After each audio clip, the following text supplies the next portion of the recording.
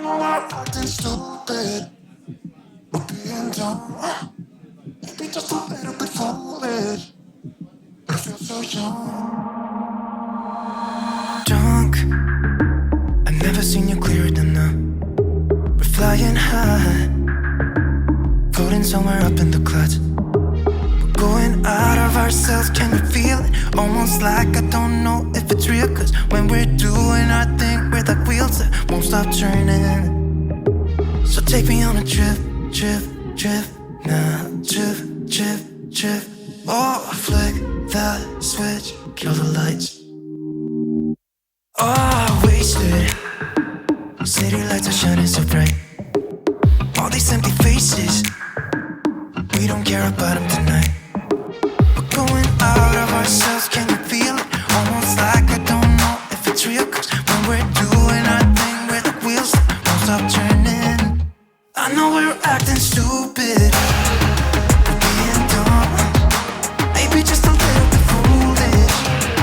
But I feel so young, just go a little crazy and lose it. I don't care if we're dumb, it's the only way we know how to do it. You make me feel so young. Oh, oh, oh, oh, oh, oh, oh, oh. And good morning, everybody. It is Dingle here, and welcome back to my channel. I hope y'all are doing super duper well. And today, guys, thought I would be vlogging for you. I never know where to like start vlogs because I feel like we have a lot of cute stuff in our home. Like, I've spent a lot of time curating the spaces, but if I have the spaces in the background, the lights are in the background, like, okay, this space is a mess, so like take it for what it is. You guys saw in the last vlog that we had these lighting fixtures like put in. So we have the dining room like pushed off to the side and stuff, so it's kind of a mess. There's cardboard boxes and everything. But you see what I'm saying? This part of the dining room is like the main eye attraction, right? It's got like the shelving and it's got the and all this stuff, but the lighting is right there. Whereas this part of it, ideally, we would shoot this way, like here, and that's not bad. It's not bad. It's got like a nice lamp, you know, it's got like the wallpaper and stuff, but like the main stuff is like over there, but the lighting's there. It's the same with the living room. Look, freaking love our living room. Again, we just got back from a road trip last night, so it's like kind of a disaster with this stuff, but it's just like my pride and joy. We've got like the neutral colors and the lighting, and the cats love to sit on the windowsills, and there's like 3 windows and like a built-in on the top. But if I film with all the cute stuff behind me, it's not as good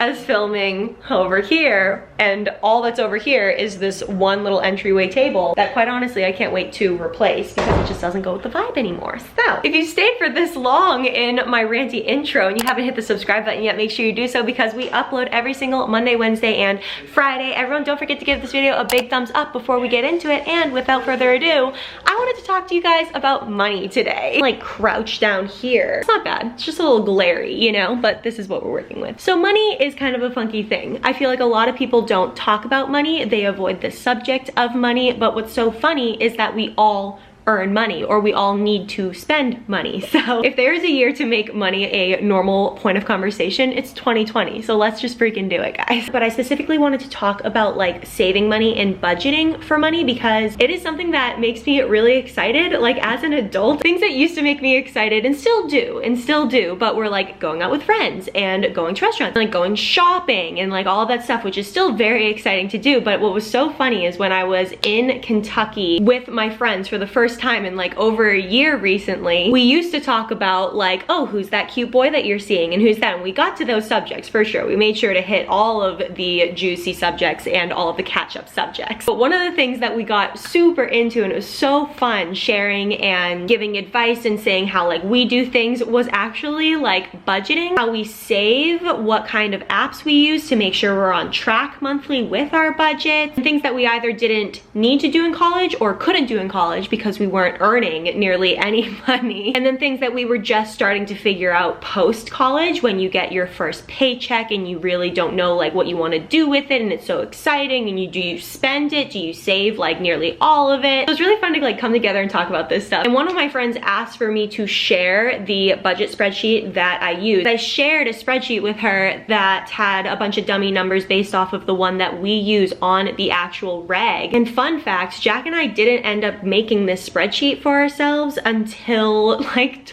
oh my gosh, this is so embarrassing, until 2019. I graduated college in 2014 and I did not have an official budget spreadsheet until 2019. It's not that we were like, oh, let's spend all of our money. We had a general sense of when we were spending like too much for comfort, or we were like saving a lot that month. You kind of have a general sense of it. But when you put it down on paper and realize how much you potentially are spending on coffee per month, things like that, it was super eye-opening. But it was also really refreshing to see that we could still go out to the restaurants and still do all the things and still go clothes shopping if we needed to go clothes shopping, or go on trips if we really wanted to get away for a few days. It was really refreshing to see that we could still do those things, but it had some structure around it. So long story short, I ended up sharing a templated spreadsheet with my friend, and I really actually wanted to share it with you guys and give a shareable link down in the description below, because I really do wish that I had this when I was starting to earn an income after school, or even when I was earning an income during the summers in between college and things like that. I'm gonna get into the spreadsheet just like an overview in just a second, but one of the things that I would give as a piece of advice to absolutely anyone is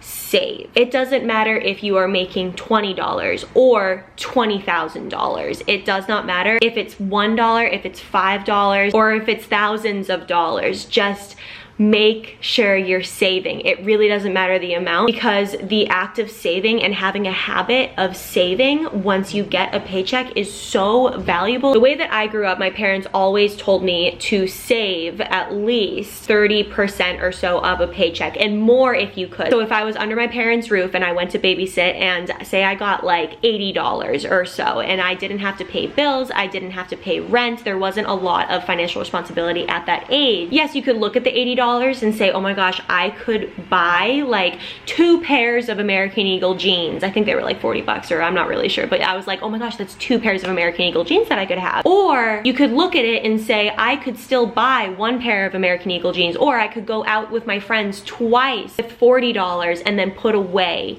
40. There is a really great quote by one of my favorite influencers on a bunch of platforms. Mainly it's Instagram, and she's gotten into TikTok recently, but it's JC Marie Smith. And whenever she talks about budgeting and saving money, she always says that, I think it was her grandfather told her, is that part of every single paycheck that you make, it's yours to keep. And what he's saying is that portion to keep, it's not like a sad thing to put it away for savings. It's for you. You don't have to give it away, basically. You don't have to give it away to a store. You don't have to give it away to a restaurant. You don't have to give it, it's yours to keep and to put away for yourself for when you will need it later in life. And I didn't know about that quote until obviously I was listening to her and like discovered her on social media, but my parents always told us to save. And I'm not gonna get into exactly like the specific numbers of our budget when I share the budget with you guys. It's full of a bunch of dummy numbers that I'll show you, but I will share that because of that mentality, because we save part of every single thing that we bring into our household, because of that, if a major expense came up, like Hippo needed to go to the vet because of like a urinary tract thing, or we needed new tires because we punctured one and we need to replace all 4. When things come up like that, we have always had enough money to be able to do these things, or to be able to accommodate the emergencies that do happen in life. And that is not because we are making the big bucks. Let me assure you, that is not because we are millionaires and we don't bat an eye when it comes to paying for those things, but because I learned to even put away a little bit of the money that I was earning from babysitting, or that we are earning from our jobs right now, or social media, or anything like that. Everything adds up. So I'm telling you, if you can only save $5, put it away.